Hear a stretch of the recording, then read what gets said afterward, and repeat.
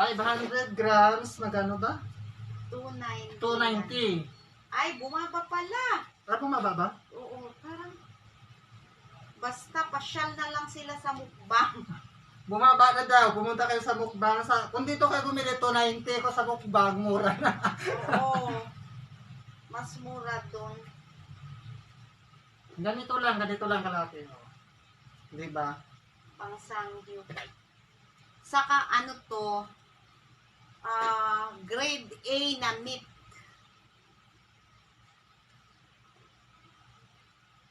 First class.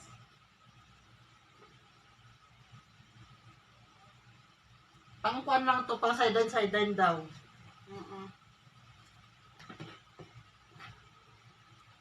Kasama sa Korean store.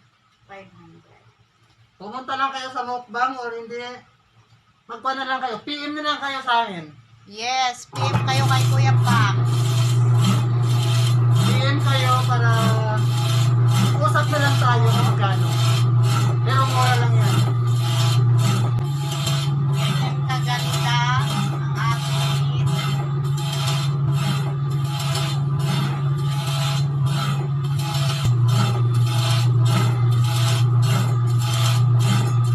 Makita mo yung cutter. Yun, ang aking cutter. Yan.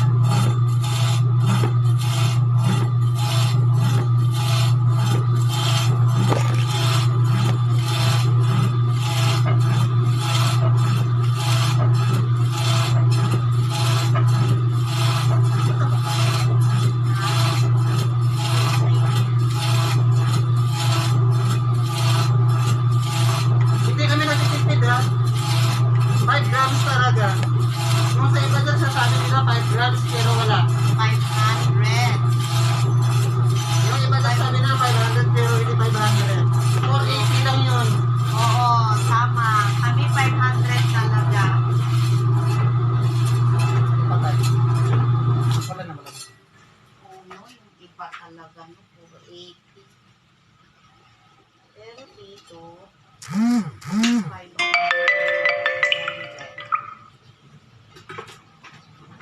Meron ka lang oh my God! Mamaya na mamaya. Deliver ko na lang. This one.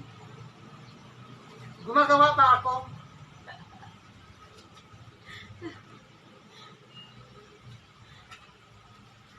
Wait lang.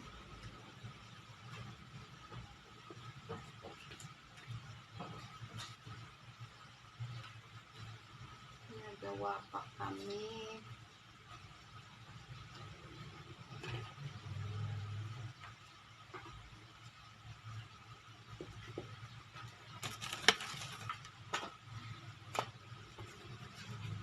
Wait lang po. At nagka-cut pa. Mamaya na po ang delivery. Kasi hinahabol namin yung 30 kilos kasi yung order sa amin kaya hinahabol namin to. Yes. Pasensya lang sa nag-order ngayon. Kailangan kasi namin mahabol muna yung 30 kilos. Carry yan. Kaya natin yan.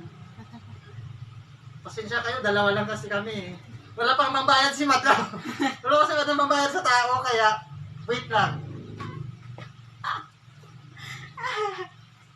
Kakasimula lang kasi ng kwan, ng negosyo.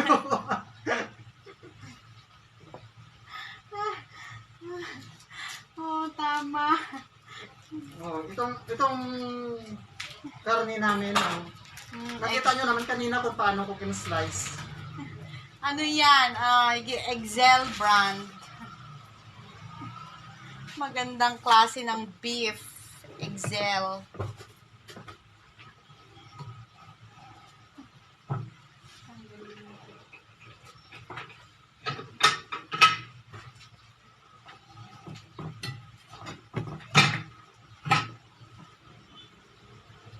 Walang halong pawis yan, ha?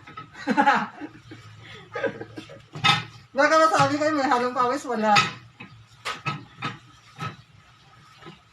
Wala, of course. Walang halong pawis yan. Kasi naka-aircon tayo, Joe. naka-electric fan po kami.